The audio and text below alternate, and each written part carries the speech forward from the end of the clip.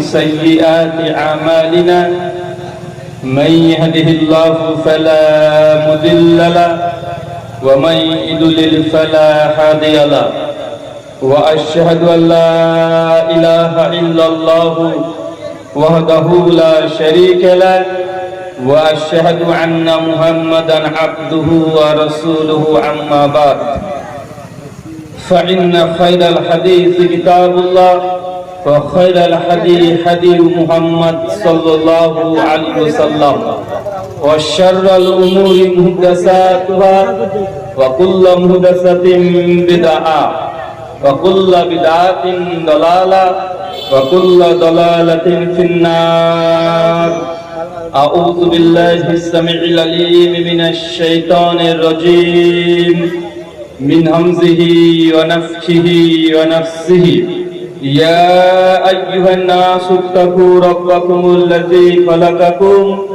من نفس واحدة وخلق منها زوجها وبث منهما رجالا كثيرا ونساء واتقوا الله الذي تساءلون به والأرحام إن الله كان عليكم رقيبا يا أيها الذين آمنوا اتقوا الله وقولوا قولا سديدا يصلح لكم أعمالكم يغفر لكم ذنوبكم ومن يطع الله ورسوله فقد فاز فوزا عظيما قال رب اشرح لي صدري ويسر لي أمري واحلل عقدة من لساني يفقهوا قولي ربي زدني علما وزدني فهما সমস্ত প্রশংসা সেই মহান সত্তা আল্লাহ সুবহানাহু ওয়া তাআলার জন্য, যিনি আমাদের সৃষ্টি করেছেন। শুধু সৃষ্টি করেননি, এই পৃথিবীতে সহস্র কোটি মাখলুকাত সৃষ্টি করার পরেও যিনি আমাদের এই মানব জাতিকে সর্বশ্রেষ্ঠ জাতি, সর্বশ্রেষ্ঠ মাখলুকাত এবং সর্বশ্রেষ্ঠ নবী মুহাম্মদ আরবি সাল্লাল্লাহু আলাইহি ওয়াসাল্লামের উম্মত হিসেবে প্রেরণ করেছেন, সেই মহান সত্তা আল্লাহ সুবহানাহু ওয়া তাআলা সংক্ষিপ্ত শুকরিয়া সুজুদ আদায় করি তার নিজের শেখানো ভাষা দিয়ে। সকলে এক বাক্যে পড়ি আলহামদুলিল্লাহ। করমজি রোরপাড়া ওয়াক্ফিয়া মসজিদের উন্নতি কল্পে এবং পরিচালনায় আজ 12 জুন 2025 বৃহস্পতিবার আপনারা যে আলোচনা সভার আয়োজন করেছিলেন, এই আলোচনা সভাটিকে সফল করার উদ্দেশ্যে যারা সার্বিক দিক দিয়ে সাহায্য এবং সহযোগিতা করেছেন তাদের প্রত্যেকের নাম স্বতন্ত্রভাবে নিয়ে শুকরিয়া আদায় করা সম্ভব নয়। তারপরেও যারা অর্থ, শ্রম, অক্লান্ত পরিশ্রম, দোয়া এবং পরামর্শ দিয়ে সহযোগিতা করেছেন, আল্লাহ সুবহানাহু ওয়া তাআলা তুমি তাদের প্রত্যেকের নেক নিয়াত এবং নেক আমলগুলোকে কবুল করে নাও। সকলে পড়ি আমিন। মহান সত্তা আল্লাহ সুবহানাহু ওয়া তাআলার কাছে দোয়া, এই প্রার্থনা, আল্লাহ সুবহানাহু ওয়া তাআলা আমরা মানুষ, আমরা কম বেশি ছোট বড় ভুল, ত্রুটি বিচ্যুতি, গুনাহ, পাপ, অন্যায় করে থাকি। আজকের এই আলোচনা সভার ওসিলায় আমাদের পেছনের ছোট ছোট গুনাহগুলোকে তুমি ক্ষমা করে দাও। সকলে পড়ি আমিন।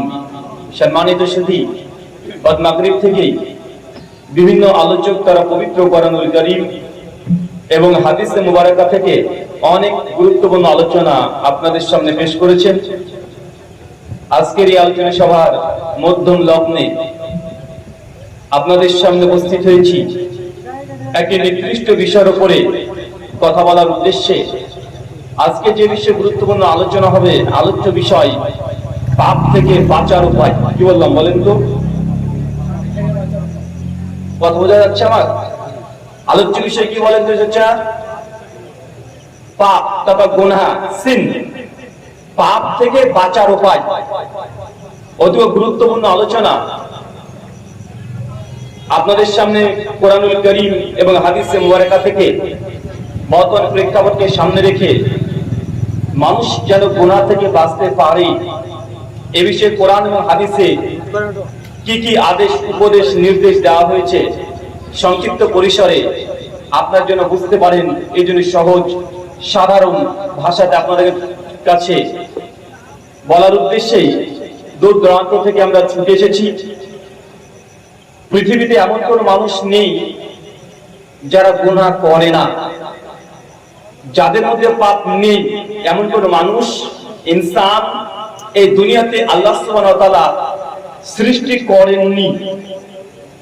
সুনান তিরমিজি হাদিস নাম্বার 2399 সনদ হাসান, আল্লাহ নবী বলছেন কুল্লু বনি আদম খাত্তাউন, প্রত্যেক আদম সন্তান সে ভুলকারী, তার দ্বারা ত্রুটি বিচ্যুতি প্রবলেম এগুলো ক্রিয়েট হবে, এটা স্বাভাবিক। মানুষ মানেই মানুষ ভুল ত্রুটি অন্যায় অবিচার ইনজাস্টিস এগুলো করবে। একটা মানুষ সবসময় সার্বিক দিক দিয়ে নিজের ন্যায়ের সঙ্গে চলবে এটা সম্ভব নয়। কখনো কখনো অবশ্যই তার দ্বারা পদস্খলন হতেই হবে। এটা ইসলামী আকীদা, আহলুস সুন্নাহ ওয়াল জামাতের আকীদা হচ্ছে এটাই, মানুষের দ্বারা ত্রুটি বিচ্যুতি ভুল গুনাহ পাপ এটা হবেই। তবে আল্লাহ সুবহানাহু ওয়া তাআলা নবী এবং রাসূলদের যখনই কোনো ত্রুটি বিচ্যুতি হয়ে গেছে আল্লাহ সুবহানাহু ওয়া তাআলা ওহীর মাধ্যমে নবীদেরকে সঙ্গে সঙ্গে সংশোধন করে দিয়েছেন। কোরআন বা হাদিসের একাধিক নবীদের এমন ঘটনা পাওয়া যায় যাদের মধ্যে ত্রুটি বিচ্যুতি হয়ে গিয়েছিল, কিন্তু আল্লাহ সুবহানাহু ওয়া তাআলা তাকে বিশেষ রহমতের চাদর দিয়ে ঢেকে দিয়ে আল্লাহ সংশোধন সঙ্গে সঙ্গে তাৎক্ষণিক ওহীর মাধ্যমে করে দিয়েছিলেন। নবী ইউনূস আলাইহিস সালাম নাম মনে আছে? সাইন অফ জোনা, যারা মোরালিটির উপরে বা নৈতিকতার উপরে বই বা সাহিত্য করেছেন তা দেখবেন সাইন অফ জোনা। তাদের নবী ইউনূসের একটা ঘটনা পাওয়া যায়। ওই যে নবী ইউনূস আলাইহিস সালাম আল্লাহ যখন বললেন যাও তুমি নিনেভে শহরে যাও আর মানুষকে আমি আল্লাহ আমার তাওহীদ আমি যে আছি দুনিয়াতে আমি যে স্রষ্টা এ বিষয়ে মানুষের কাছে তুমি জানানোর চেষ্টা করো, জানাতে থাকো। এবং কিছু আল্লাহর বিধিবিধান আদেশ নিষেধ উপদেশ আল্লাহ দিয়ে দিলেন নবী ইউনূসকে। তিনিও তার উম্মতকে সেই সময়কার সংশোধন করার জন্য অনেক চেষ্টা করলেন, ট্রাই করলেন, কিন্তু শেষ বেলাতে এসে নবী ইউনূস আলাইহিস সালাম তার উম্মতরা যেমন তার কথাগুলোকে ইগনোর করতে শুরু করে দিলেন, গ্রহণ করলেন না, প্রত্যাখ্যান করে দিলেন। নিজে থেকে নিজে রেগে গিয়ে তিনি সেই শহর ত্যাগ করে চলে যাচ্ছিলেন। এই ঘটনা জানা আছে না? জানা আছে না নাই? তারপরে অনেক ঘটনা বলার উদ্দেশ্য নয়, এদের যে পয়েন্টটাকে ফাইন্ড আউট করতে যাচ্ছি মানে আপনাকে বোঝানোর চেষ্টা করছি। তিনি যখন আল্লাহ একটা আদেশকে লঙ্ঘন করলেন তারপর সে 3 মাসের ঘটনা, কমপক্ষে 3 দিন 3 রাত, ইসরায়েলিরা আসছে প্রায় 40 দিন 40 রাত, কিছু বর্ণনা আছে 7 দিন 7 রাত। এক কথায় সমুদ্রের মধ্যে 3 মাসের পেটের মধ্যে আল্লাহ সুবহানাহু ওয়া তাআলা তার এই ত্রুটির কারণে তাকে নিয়ে গেলেন, তওবা করলেন, ইস্তেগফার পাঠ করলেন। আল্লাহ সুবহানাহু ওয়া তাআলা দুনিয়াতে তাকে জীবন্ত অবস্থায় 3 মাসের পেট থেকে বের করে নিলেন। এই হাদিস বা এই কোরআনের বিভিন্ন বিক্ষিপ্তভাবে আলোচনা করা হয়েছে। তার মানে বোঝা গেল মানুষের দ্বারা ভুল হবে। ভাই ভুল হবে কি হবে না? ত্রুটি হবে কি হবে না? কেউ যদি বলে যে আমার কোনো ভুল নেই, মানুষের মধ্যে এমন ধারণা আছে যে অমুক পীর সাহেব বাপরে বাপ তার কি ভুল হতে পারে? আরে পীর সাহেব তার তো ভুল হওয়া সম্ভব নয়। আমি যে ইমামের আনুগত্য করি, আমি যে মাযহাবের ইমামকে ফলো করি, আমি অমুক মাযহাবের ইমামকে আমি বিশ্বাস করি, তার মাযহাব মানি, অতএব আমার ইমামের কোনো ভুল নেই। ভাই এই কথা বলে কি বলে না? এই কথা অনেক মানুষের হৃদয়ের মধ্যে আছে যে আমি যে পীরকে বিশ্বাস করি তার দ্বারা ভুল হওয়া সম্ভব নয়, আমি যে ইমামকে বিশ্বাস করি আমার ইমামের দ্বারা ভুল হওয়া সম্ভব নয়। অথচ সহিহ বুখারী মুসলিমের হাদিস দ্বারা প্রমাণিত আল্লাহর নবী বলছেন কোন ইমাম মুস্তাহিদ যদি ভুল করে, কোরআন হাদিস গবেষণা করতে গিয়ে ইজতিহাদ করতে গিয়ে যদি ভুল করে তাহলে কয় নেকি? 1 নেকি। ঠিক করলে কয় নেকি? 2 নেকি। তাহলে বোঝা গেল যে প্রত্যেক মানুষের দ্বারা ভুল হওয়া সম্ভব। আর যে বলবে আমার ভুল নেই সে মানুষ না শয়তান? চাচা সে মানুষ না শয়তান? সে ইবলিশ। যে বলবে আমার পীরের ভুল নেই, আমার হুজুরের ভুল নেই, বা আমি কখনো ভুল করতে পারি না, তাহলে জেনে রাখবেন সে আর মানুষের কাতারেই পড়ে না, সে হচ্ছে একজন অহংকারী দাম্ভিক, সে হচ্ছে ইবলিশ শয়তানের কাতারে পড়ে। ওই যে ঘটনা মনে আছে নবী আদমের ঘটনা, সূরা বাকারা সূরা নম্বর 2 আয়াত নম্বর 30 থেকে 45, সূরা তাহা আয়াত নম্বর 115 থেকে 120, সূরা সোয়াব 74 থেকে 75, বিভিন্ন জায়গায় নবী আদমের ঘটনা আছে। এই ঘটনাগুলো আপনাকে বলা উদ্দেশ্য নয়, এখান থেকে জাস্ট আপনার মাথাতে ব্রেনে এই দলিলটাকে প্রতিষ্ঠা করার জন্য আমার বলা, যে এই ঘটনা থেকে বোঝা যায় নবী আদমকে আল্লাহ জান্নাত গোটা দিয়ে দিয়েছিলেন না? যাও যেখানে মন চায় সেখানে যাও, যা মন চায় খাও, পান করো, এনজয় করো, বলে জান্নাত তোমাদের, তবে গাছের কাছে যাবে না। আচ্ছা বলেন তো চাচা, নবী আদম আলাইহিস সালাম তিনি গাছে কাছে গিয়েছে কি যায় নাই? গিয়েছে না? তার মানে তার দ্বারা একটা আল্লাহ সুবহানাহু ওয়া তাআলার আদেশকে লঙ্ঘন করা হলো, তিনি উল্লঙ্ঘন করলেন। কিন্তু লঙ্ঘন করে তিনি স্থির ছিলেন না, তার এই ভুলের উপরে প্রতিষ্ঠিত ছিলেন না। যখনই বুঝতে পারলেন আমার দ্বারা তো শয়তানের অসুসার মাধ্যমে আমি তো একটা ত্রুটি হয়ে গেছে আমার দ্বারা, সঙ্গে আল্লাহর কাছে তিনি দোয়া করতে শুরু করে দিয়েছেন, রব্বানা যালামনা আনফুসানা। এই দোয়া জানা আছে না নাই? তার মানে আল্লাহ সুবহানাহু ওয়া তাআলার একটা আদেশকে লঙ্ঘন করলেন নবী আদম। আল্লাহ সুবহানাহু ওয়া তাআলার কাছে প্রার্থনা চাইলেন, ক্ষমা চাইলেন, তওবা করলেন, আল্লাহ তাকে ক্ষমা করে দিলেন। আচ্ছা, অপরদিকে ইবলিস শয়তান, এই ভদ্রলোক ভুল করেছে কি করে নাই? করেছে না?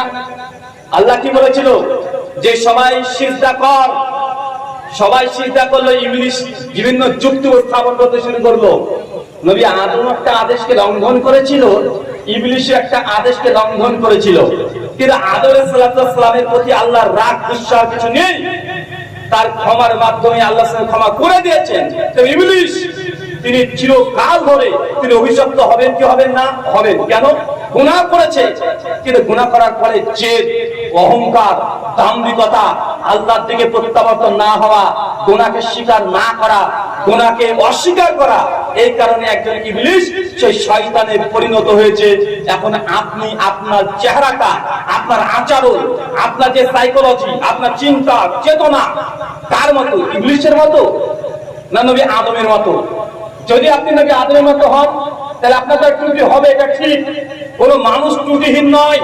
আপনি মনে করতে পারেন ব্রাদার রাহুল হোসেন অনেক বড় আলেম, দেশ বিদেশ অনেক জায়গাতে যাচ্ছে, আলোচনা করছে, মানুষকে হেদায়েতের কথা বলছে, আমাদের আলোচনা শুনে হাজার হাজার মানুষ ইসলাম ধর্ম গ্রহণ করছে, মুসলমানরা ইসলাম হচ্ছে, নামাজ রোজা হজ যাকাত আদায় করতে শুরু করছে, সুদ ঘুষ জেনা ব্যভিচার থেকে দূরে থাকছে।